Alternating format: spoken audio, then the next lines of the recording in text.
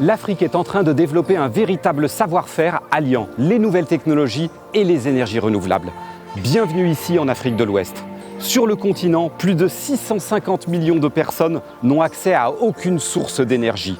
Il est pourtant indispensable de développer les grandes thématiques. L'agriculture, la santé, l'éducation, l'entrepreneuriat et bien sûr la préservation de notre environnement. Ce que je vous propose, c'est d'aller à la rencontre des différents porteurs de projets, du nano au macro-projet, en passant par le micro et le méso, afin de voir comment ils utilisent une énergie responsable de l'environnement et durable, accessible pour tous.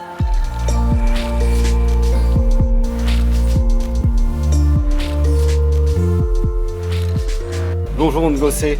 Bonjour Thierry, vous êtes présentement au centre d'accueil et d'hébergement de Futur au Présent qui accueille des enfants victimes de maltraitance. Et ce programme est un des programmes sociaux qui permet de sortir ces familles de la grande précarité.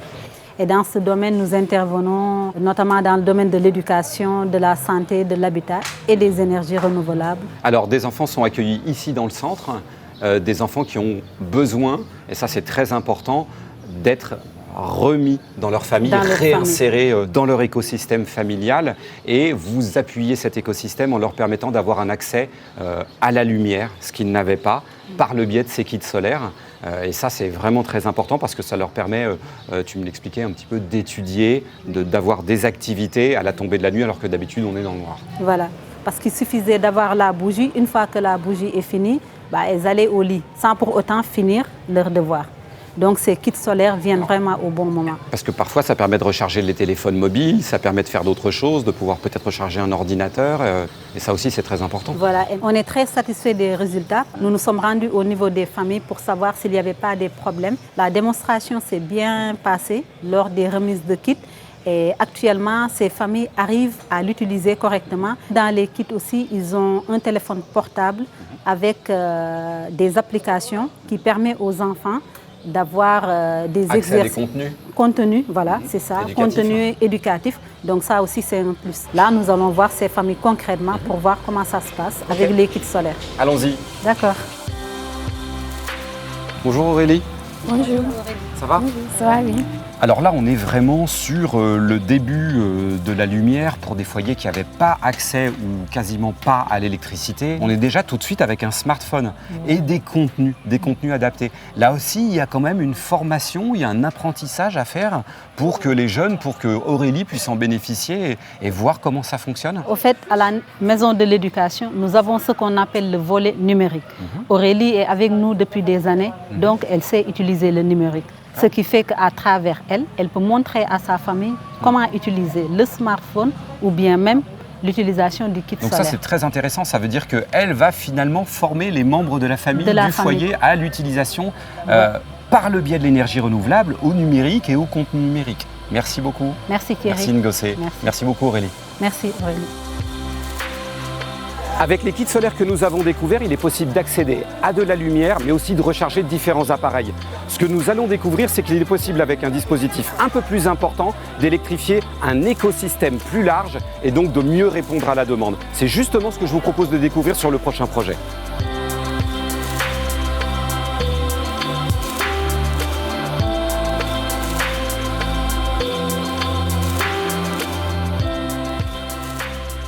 Bonjour Diane.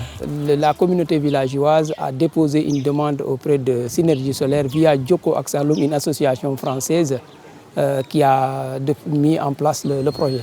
Une suite favorable quand même a été donnée par Synergie Solaire qui nous a octroyé une subvention de 10 000 €. L'électricité a impacté nos résultats. Depuis 3 ans, on fait 100% à l'entrée en 6e et au certificat.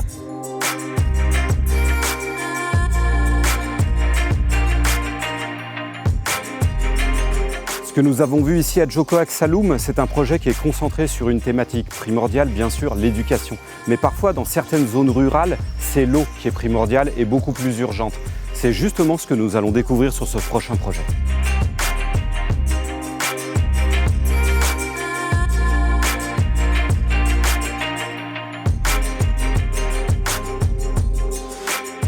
Bonjour Ben. Bonjour, ça va? Ça va bien. Nous sommes ici à Dassilame Et on a eu démarché des partenaires pour vraiment pallier le manque d'eau et vraiment donner à la population de l'eau potable. C'est Hydraulique sans frontières qui a émis le besoin directement vers le fond. Ouais, Synergie solaire, c'est payant l'eau? Oui, c'est payant. Donc 10 francs la bassine. Okay. Donc, ça fait quelle quantité? 25 litres. Il y a un comité de gestion qui a été mis sur place qui réunit tous les 3 villages. Ouais. Donc, et dans chaque site, nous avons une gérante et un superviseur. Le fait de protéger le puits, ça a permis de diminuer les maladies hydriques, c'est ça? Oui, effectivement, parce que quand on a discuté avec l'infirmier chef de poste, il a eu moins de malades au niveau par rapport lié à l'eau. Tout le monde est content parce que vu la qualité de l'eau, vu l'effort qu'ils fournissaient avant pour avoir l'eau, donc vraiment que c'est une aubaine pour eux. Nous pensons à passer du puits, de seau d'eau, puiser de l'eau avec la corde, jusqu'à avoir un raccordement pour que chaque maison ait son robinet, sa propre robinet. Donc en fait, on passe là de quelques milliers de bénéficiaires à bientôt, demain, on l'espère, à des centaines de milliers de bénéficiaires. Effectivement, c'est ça que nous espérons. L'accès à l'eau est primordial pour améliorer les conditions de vie. Elle est indispensable pour de nombreux usages comme la cuisson, l'hygiène et bien sûr l'agriculture, un secteur qui emploie 60% de la population. Dans de nombreux villages d'Afrique, c'est le mil qui est privilégié. Il représente 70% de l'activité agricole du Sénégal.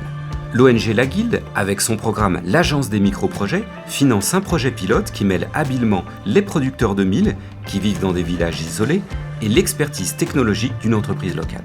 Là, le moulin à mil, c'est un élément très important en milieu rural qui assure la sécurité alimentaire, qui permet de développer d'autres activités parce qu'il libère du temps.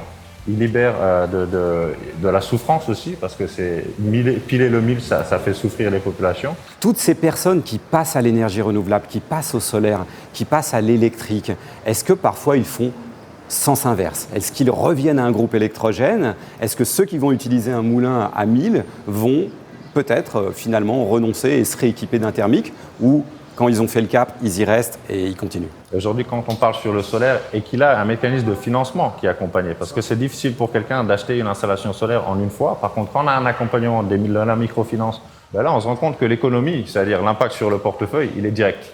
C'est le coût faible aussi d'accès à ces kits, d'accès à ces technologies, qui fait qu'on abandonne le groupe électrogène, on abandonne le vieux bidon de gasoil pour passer à ces technologies qui sont aussi propres et bonnes pour l'environnement et pour la santé. Effectivement, en fait, c'est le fait d'avoir une rentabilité à court terme sur l'acquisition des équipements, parce qu'ils sont souvent acquis, qui permet ensuite de dégager tellement de profits, de ressources économiques supplémentaires, qui permettent ensuite de créer de l'investissement. Donc, alors que sur du thermique, on est sur du consommable, c'est tous les jours, toutes les semaines, bien sûr, et ça ne s'arrête jamais. Donc la même dépense, on va la transférer sur le remboursement d'un crédit énergie renouvelable, et quand celui-ci est finalisé, on a fini de rembourser, là on a une ressource économique supplémentaire sur laquelle personne ne va... Voilà, tout le monde va essayer d'utiliser. Exactement. En tant que gérante du village d'Agabiram, Rose participe à la culture du mil, à sa récolte et au pilage. Elle coordonne ses actions. Cette agriculture reste laborieuse et l'usage du moulin thermique était néfaste pour la santé des femmes. Le passage à l'énergie solaire leur a donc permis de produire 2 fois plus tout en améliorant leurs conditions de vie. Grâce au temps gagné, elles ont mis en place des cours d'alphabétisation et elles gèrent ainsi beaucoup mieux l'activité économique. Ce projet est devenu un modèle efficace et suscite l'engouement des villages voisins. Comme on l'a vu sur ce projet d'agriculture, grâce aux énergies renouvelables, les femmes ont pris une place prépondérante au sein de la société. Des femmes qui doivent aussi développer d'autres activités sur d'autres thématiques, comme par exemple l'artisanat, ce que nous allons découvrir sur le prochain projet.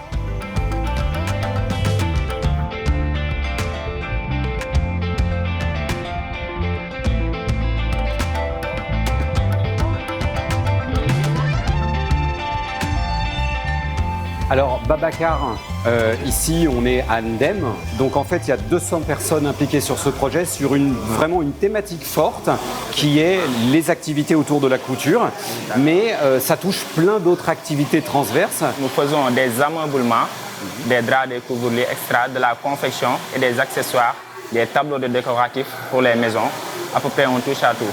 Ces femmes qui vont venir aujourd'hui s'inscrire ici, elles vont être formées, elles payent pour cette formation? Comment ça se passe? Non, elles ne vont pas payer. Au début, elles vont venir pour un test, on va les former gratuitement. Suivant leur demande, de vouloir travailler, on va leur mettre dans un atelier. Au début, on va les former.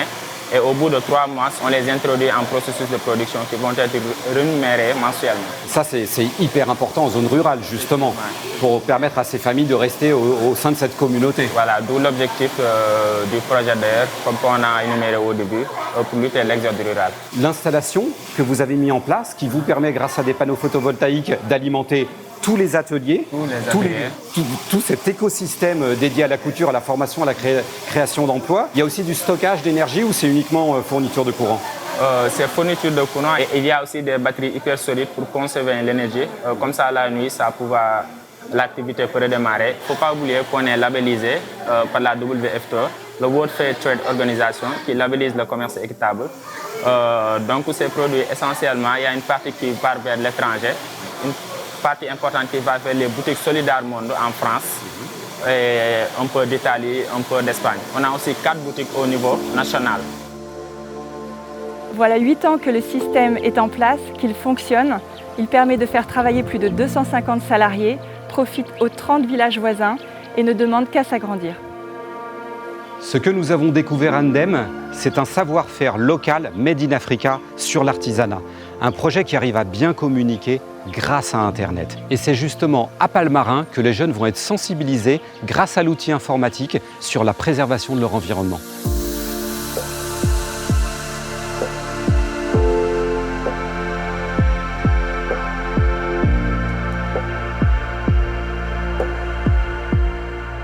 Bonjour Gabriel. Bonjour Thierry. Alors on est avec Amélie de Finergreen et toi ici tu représentes en fait les Amis de Palmarin. L'objectif c'est ici dans cette région d'avoir un accès à l'énergie sur différents projets car le réseau électrique est assez défaillant. Est-ce que tu peux m'expliquer un petit peu comment ça fonctionne? On a des problèmes d'électricité. Des fois on peut avoir des coupures qui durent 3 jours, voire une semaine. On retourne au Moyen-Âge. Avec les Amis de Palmarin, vous avez mis en place un centre où nous nous trouvons, un centre communautaire qui donne accès à l'informatique. L'objectif, c'est de toucher qui et de leur donner accès à quoi? Déjà, la population a accès à l'informatique, surtout les jeunes qui sont au lycée, qui viennent se connecter, certains qui viennent apprendre, et même nos étudiants, quand ils viennent durant les vacances, les grandes vacances, sont là. Est-ce que ça permet finalement aux jeunes d'être aussi un petit peu sensibilisés par l'accès à Internet sur cet écosystème fragile où on se trouve, c'est-à-dire Palmarin, c'est un peu une péninsule bloquée entre quelque part la mer et puis les mangroves et la montée des eaux, c'est un écosystème fragile. Oui, ça c'est vrai. Avec l'Internet, on voit des choses qui nous apprennent que la nature, il faut la préserver. Pour les générations futures. Nous, ce qui nous a intéressé sur ce projet avec Finergreen, comme on est conseil en financement pour des projets d'énergie renouvelable dans le monde, avec une antenne en particulier à Abidjan, on est au courant des politiques publiques qui sont faites en Afrique et notamment au Sénégal. Et on s'est rendu compte qu'à Palmarin, il n'y avait pas de projet d'électrification qui était fait ou qui était en tout cas prévu. Et du coup, à la lecture de ce projet, on s'est dit qu'effectivement, c'était une très bonne idée de passer en off-grid, ce qui vous permettait d'avoir un accès à l'électricité constant. Et le principe du off-grid, c'est donc que vous utilisez l'électricité que vous produisez vous-même avec les panneaux qui ont été installés sur ce projet. Avec l'installation de ces panneaux solaires, on arrive à fonctionner 24 heures sur 24. Ce qui n'était pas possible. Avec les coupures, des fois on a eu des appareils qui étaient abîmés. Grâce à ces panneaux, au niveau de notre dispensaire, on arrive à fonctionner 24 heures sur 24, ce qui n'était pas possible. Maintenant que ça fait 2 ans que vous utilisez les panneaux solaires, quelle est la principale différence que vous voyez entre l'utilisation de panneaux solaires photovoltaïques et l'utilisation d'un groupe électrogène? Je dirais que l'utilisation des panneaux est plus rentable parce qu'avec les groupes électrogènes, il y a déjà l'achat du carburant, la maintenance du groupe, la pollution sonore et la pollution atmosphérique avec le gaz qui dégage. Donc tous ces effets comparés au photovoltaïque, parce que le photovoltaïque, c'est le soleil. Et là, on ne pollue pas. Ici à Palmarin, nous sommes dans un écosystème extrêmement sensible, pris entre la mangrove et la mer. Ce qui est capital, c'est de sensibiliser sur l'éducation au développement. Et c'est aussi d'utiliser d'autres types d'énergie, comme la biomasse ou le biogaz.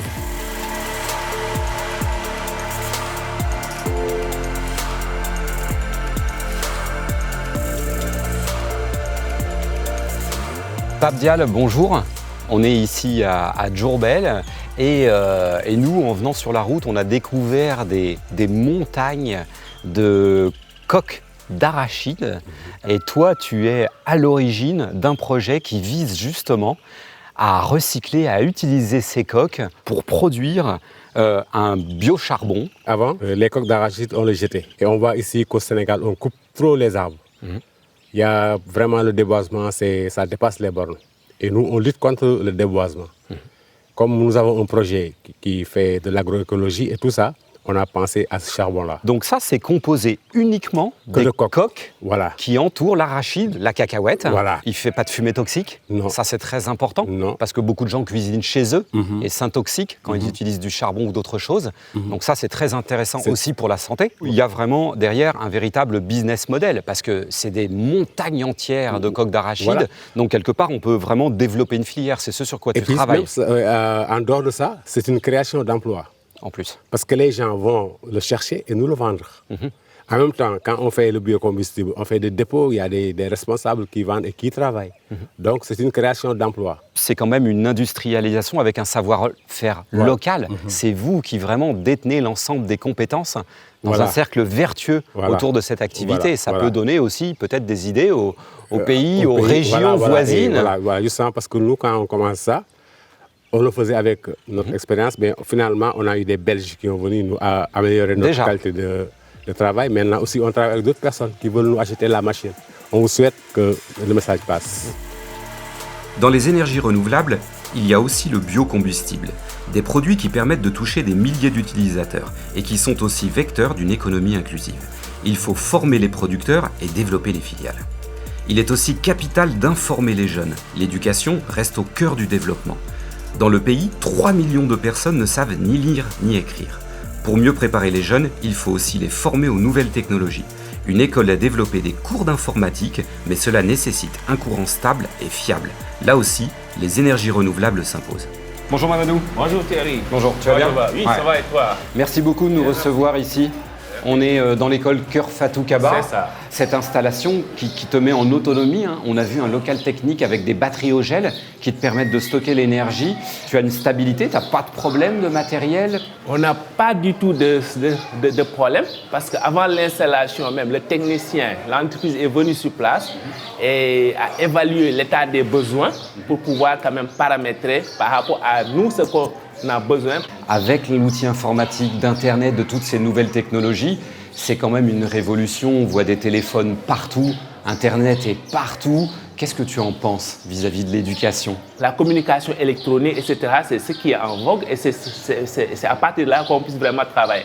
Et notre fierté, c'est de voir aujourd'hui un enfant de Cœur Fatou Kaba fréquenter l'université, fréquenter les grandes écoles et pourquoi pas devenir un grand dirigeant de ce pays. Et ces enfants, j'imagine que quand ils rentrent chez eux, ils doivent en parler à leur famille de ce qu'ils ont découvert. Ils sont très contents et ils livrent des informations même aux parents. Donc c'est très positif l'Internet, si on en fait bon usage. Alors ici aussi, il y a une spécificité, c'est que tu as un service civique qui vient de France. Qu'est-ce qu'il fait? À quoi il est destiné? Comment ça fonctionne? Donc le service civique, c'est le rendez-vous du donner et du recevoir. Les élèves ont déjà un niveau.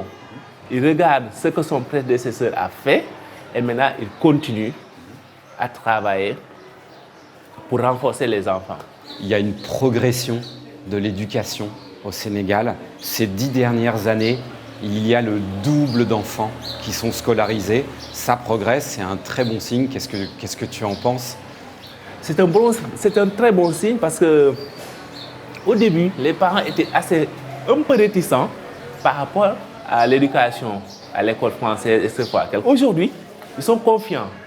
Ils voient que leurs enfants réussissent, que Fatou Kaba est très sollicité et la demande est plus forte que ce que nous disposons, ce que nous pouvons offrir.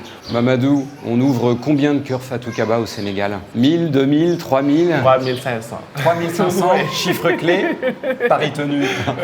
Merci beaucoup. Merci beaucoup pour ce message d'espoir. C'est très gentil.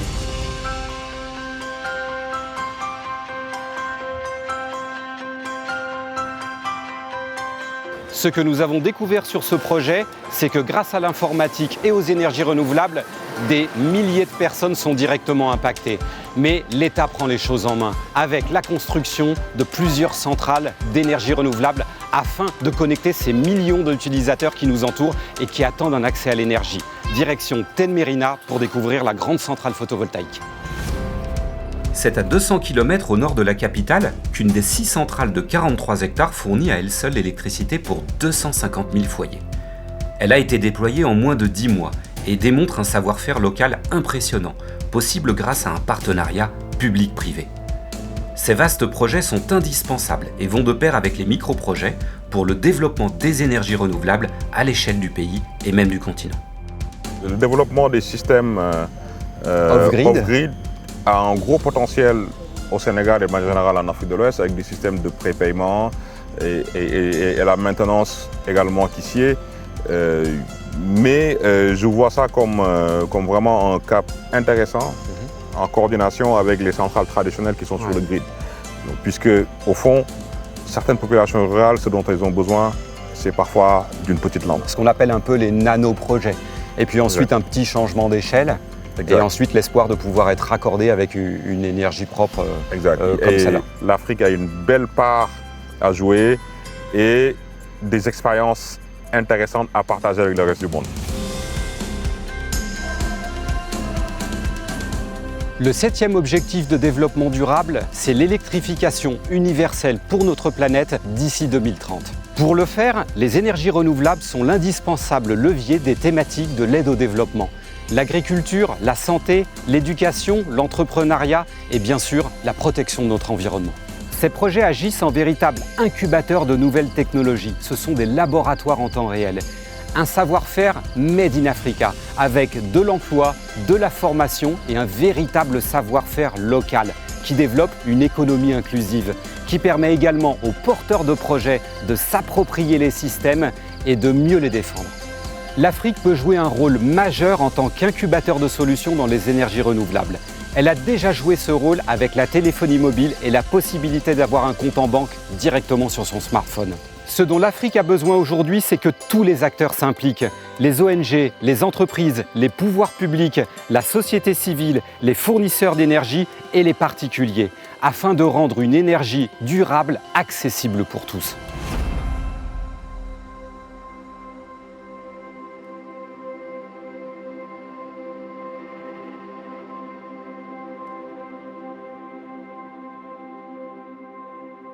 Aujourd'hui, dans les pays les plus pauvres, les gens deviennent de plus en plus pauvres parce qu'ils doivent envoyer des devises étrangères pour importer des énergies fossiles. Et on voit très bien que de fabriquer de l'énergie de manière complètement délocalisée, à l'échelle des petites communautés, c'est une source incroyable d'enrichissement pour les populations, de stabilité sociale, de paix et de développement. Donc c'est évident qu'aujourd'hui, les énergies renouvelables sont devenues un facteur de développement alors qu'avant, c'était un coût supplémentaire. C'est aujourd'hui un porteur d'espoir. Les grandes centrales solaires et éoliennes produisent de l'électricité 2 à 3 fois moins cher que le gaz, le pétrole et le charbon dans plus de la moitié du monde. Donc il faut mettre des grandes centrales à ces endroits-là, près des villes, etc. Maintenant, on ne peut pas mettre des grandes centrales dans des endroits où la population est complètement dispersée, dans des toutes petites zones périphériques très pauvres. Et c'est là que les petits projets sont extrêmement utiles et c'est là qu'on va créer de la stabilité, du développement, de la richesse locale grâce à ces énergies renouvelables totalement délocalisées.